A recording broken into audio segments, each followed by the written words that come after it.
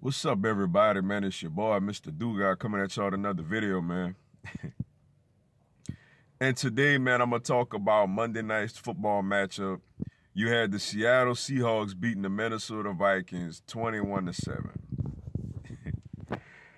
What's so crazy about this game, man? Of course, it was a low-scoring game, pretty much the whole game. I think the score was 3-0 going into the fourth quarter. And then in the fourth quarter, man, you had Chris Carson getting a touchdown run. You had also and Wilson hitting Tyler Lockett on a 2-point conversion.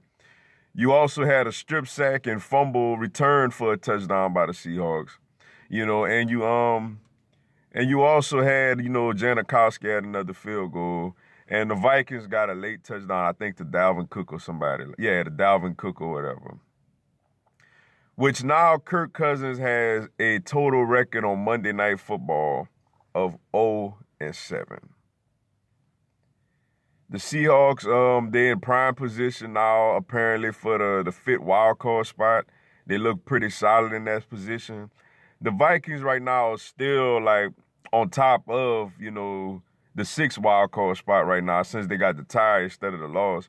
They're 6-1, and then you have the Carolina Panthers right behind at 6-7, the Washington Redskins right behind at 6-7, and of course my Philadelphia Eagles, right behind at 6-7, and the Green Bay Packers even still alive at 5-7-1. Let me say this about Kirk Cousins, man. About the whole, not just Kirk Cousins, man, the whole Minnesota Vikings even getting Kirk Cousins type of situation, man. Last year, the Vikings had Case Keenum.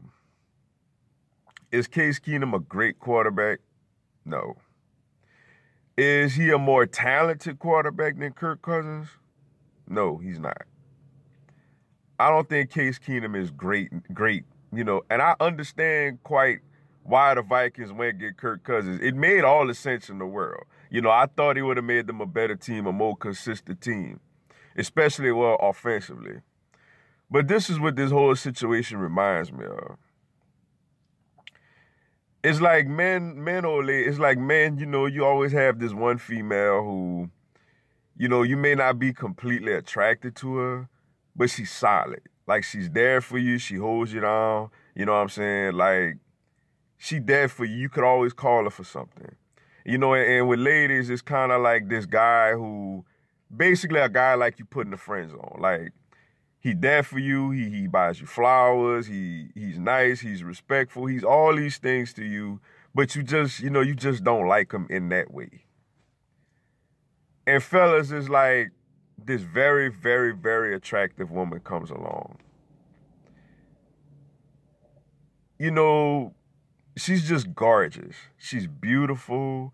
She seems smart. She seems legit. She seems like she could even take you to higher heights because, for one, you would look good going out with her publicly in the court of public opinion, but you just superly attracted to her like you're not quite attracted to the other female that you already got or dealing with. Same thing with the ladies. Like, this new guy comes around, he's everything you really want in a guy physically, and that's just what turns you on. You know what I'm saying? As far as the guy you got now, he's awesome to you, but he just don't turn you on like that. Then, you talk to this person. You get fellas, you talk to this lady. Ladies, you talk to this guy. Everything is all peaches and cream. Then you find out, like, you don't really vibe with her like that. Like, she don't really love you like that, and you don't really vibe with her like that. You know what I'm saying? Like, she kind of got a sedated type of, she don't really lay everything on the line for you like that. Like the other female did. And like, ladies, is like the new guy, he don't really, yeah, he's all these things you want, but he don't really touch you emotionally like the other guy did. And I know I'm getting a little off track, but this is what this whole situation reminds me of with the Minnesota Vikings and Kirk Cousins, man. Case Keenum was there. He was solid. One thing we could say about Case Keenum, man, he was an emotional leader. He had fire in his eyes. Like, he battled, yo, all the way till they got to the NFC, till they came to the link and got their behinds whipped. But he battled, yo. You know what I'm saying? Kirk Cousins doesn't have that fire in his eyes, man. Like, I just don't see a quarterback with fire. He has all the physical, like, I ain't gonna say all the physical tools, but he's a much better thrower of the football than Case Keenum. But, like, Monday Night Football, he looked scared, man. It looked like it's times where he could have go down the field, but he settled for the check down. He just looked scared, yo. He looked little out there. And I know as a result of that, you know, the scapegoat is John DeFilippo, who I hope my Eagles go back pick up, you know, our former quarterback coach. You know, he's the scapegoat now. Like, so they just fire him like it's his fault. You know what I'm saying? Which I don't think Kirk Cousins he don't have a heart for it, bruh.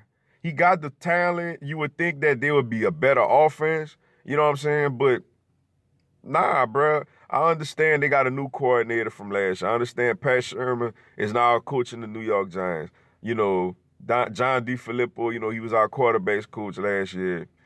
You know, maybe it is John DeFilippo. I don't know. Me personally, I hope he come back to the Eagles.